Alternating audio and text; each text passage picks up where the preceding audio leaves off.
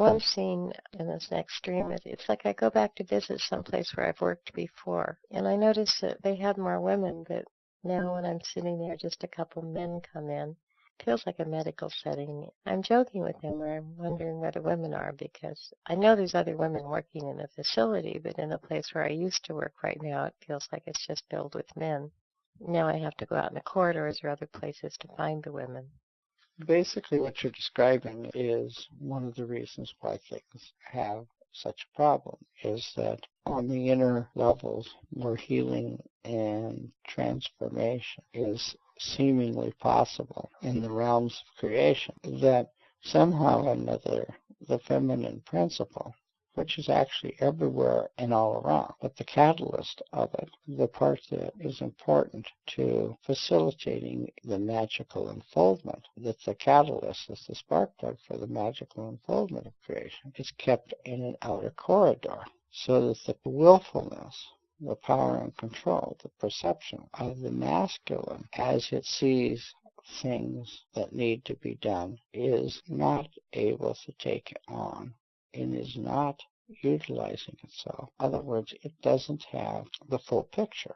It is utilizing a perception that is off the ground, because only the feminine principle in a scenario that carries the wholeness, and the masculine would always be carrying in a memo or a seed thought, that without the feminine principle to interject, to relay, to sustain, to maintain the wholeness, then you end up with something that appears to go astray.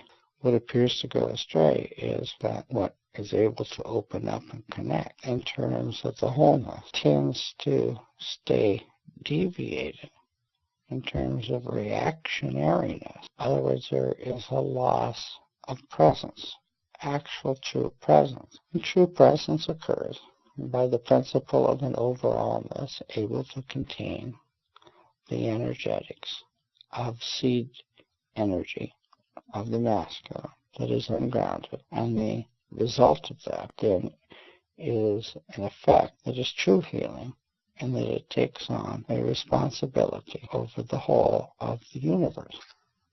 The last scene, it seems like I've been busy. There is a man that's like an acquaintance, but maybe we also might be flirting with a relationship, but there doesn't seem to be much time. We've both gone somewhere where we have adjoining rooms, and maybe we both have to go somewhere at certain hours, so it's not like we're actually seeing each other. And then it must be that someone comes into my room from his room, and it's two women I know, and we visit a little while. I know when I go to the door, I have to put on and take off the robe I'm wearing, and I notice the price tag is still on it.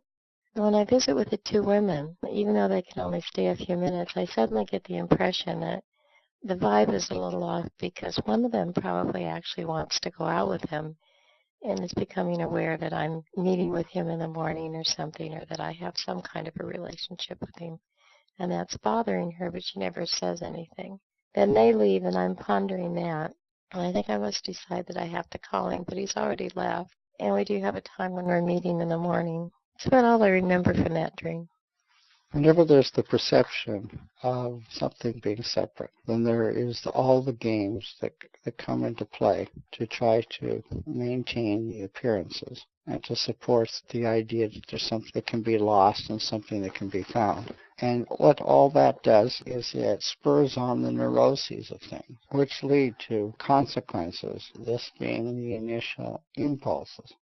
And those initial impulses then lead to consequences that, when magnified, turn into ideas of protectionism, fear, power, control, loss, all of the kinds of dense reactions that are supported by the idea that one is suffering or affected by a loss, as opposed to the recognition that everything is intertwined and that everything is knowable and known, and that nothing is really hidden.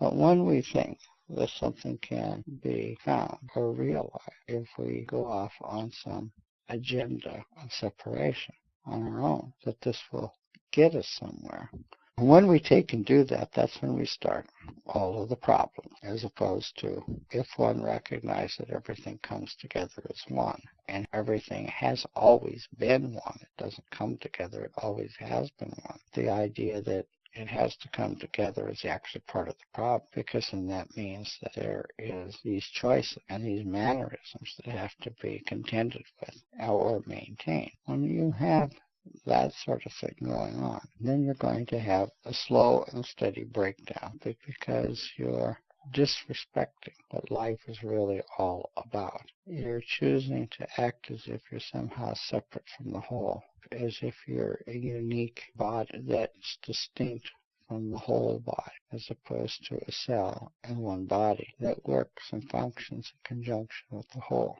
Even though we can know that, we still go through the motions and commotions as if somehow or another a break like that in some fashion actually exists.